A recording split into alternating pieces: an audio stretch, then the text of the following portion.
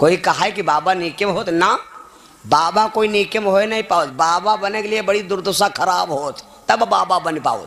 ये आप लोग हमका देखो तो कहती बाबा हैं, हम लोग डुप्लीकेट बाबा हैं दादा, हम लोग बनुआ वाले जमतुआ वाले बाबा हैं। असली बाबा की पहचान क्या है मालूम? असली बाबा तो बहुत मुश्किल से बन पाएगा।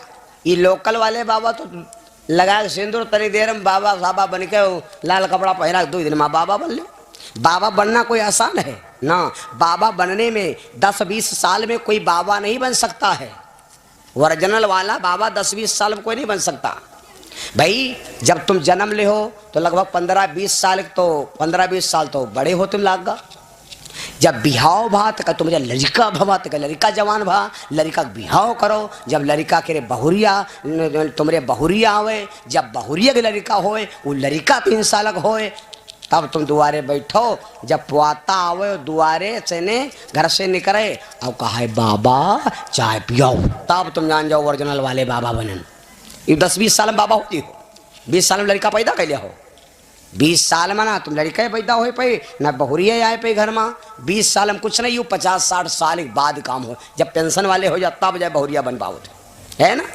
तो बाबा बनना आसान नहीं है बाबा। और लेकिन जब पोता जब तुमका बाबा कहे लागे तो समझ जाओ कि अब हम बाबा हो गए हैं। यू करिखा ले से काम ना चली।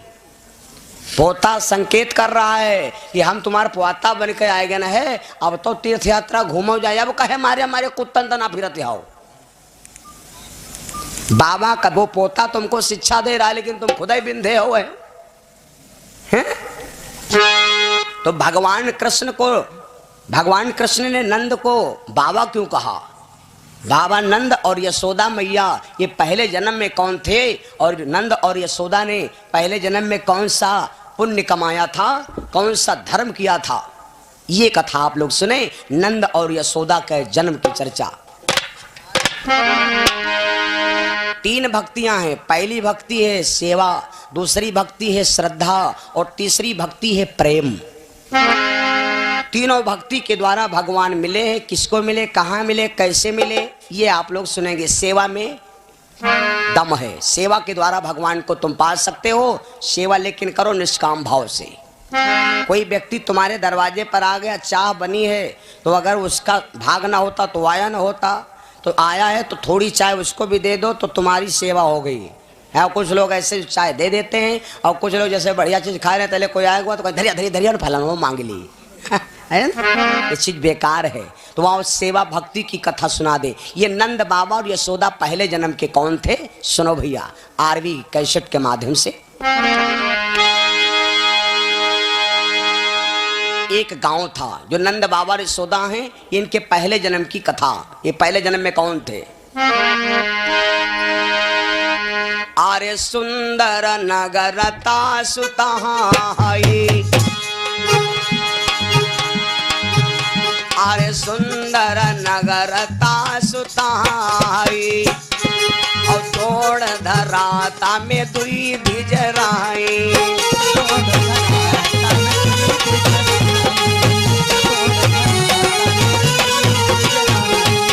ये नंद बाबा और यशोदा मैया पहले जन्म के, इनका नाम था द्रोण महाराज और पत्नी का नाम था धरा। दोनों पति पत्नी रहते हैं भैया, लेकिन और हिली मिली प्रेम से कराई गुजारा, और सकल विश्व सुंदर परिवारा।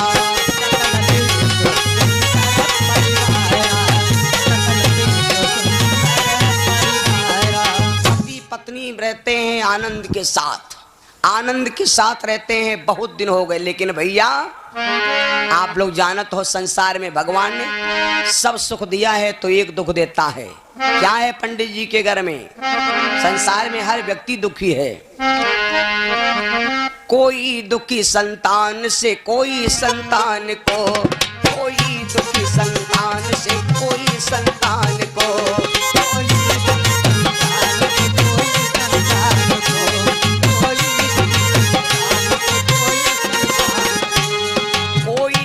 संतान से कोई संतान को, दुखी धन धाम से कोई धन धाम दो।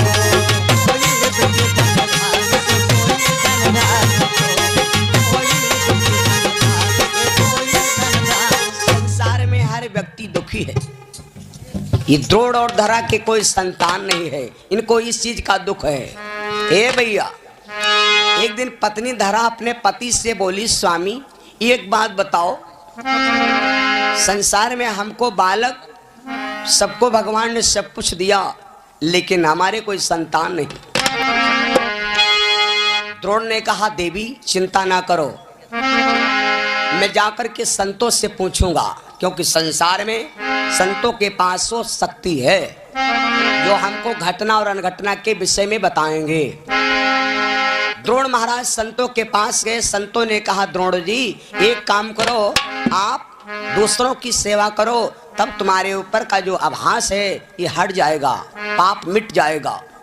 द्रोण महाराज आए, सेवा करना शुरू कर दिया।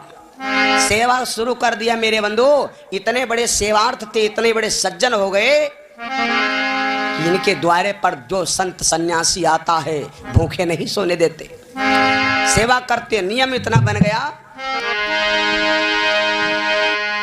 2-4 संत सन्यासी जन हरिद्वारे परवाया करते थे।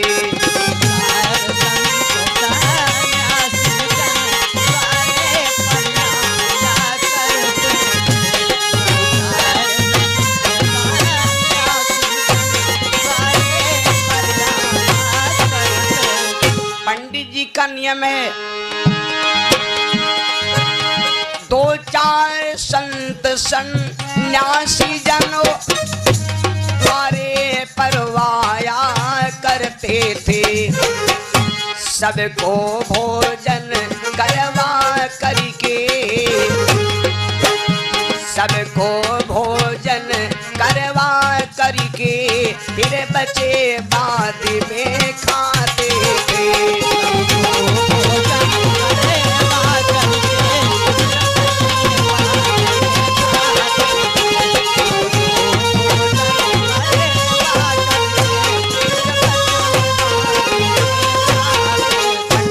नियम है कि जब 2-4 साधु आते हैं तो भोजन करवा करके आदमी बच जाता है तो खा लेते हैं, और अगर कोई साधु सन्यासी नहीं आता है तो भूखे सो जाते हैं। मेरे बंधुओं, जब सेवा करते करते करते करते थे तो बहुत धन वाले, लेकिन भैया आ गई गरीबी।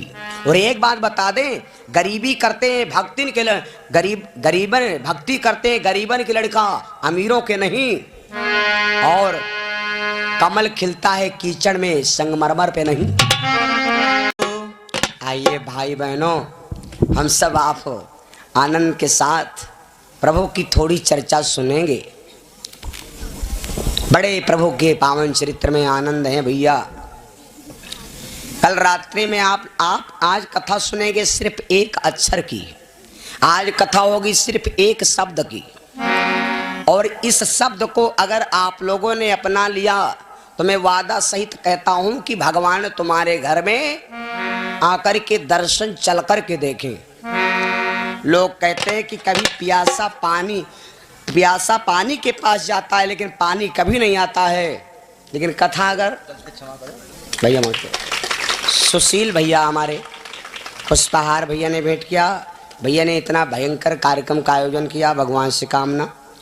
और हम जानते हैं किस क्षेत्र में भैया का है, दुनिया में इस समय सब काम चल रहा है, भक्त हमारे काम में बिजी हैं, तब थोड़ा समय निकाल के दरबार में आते हैं।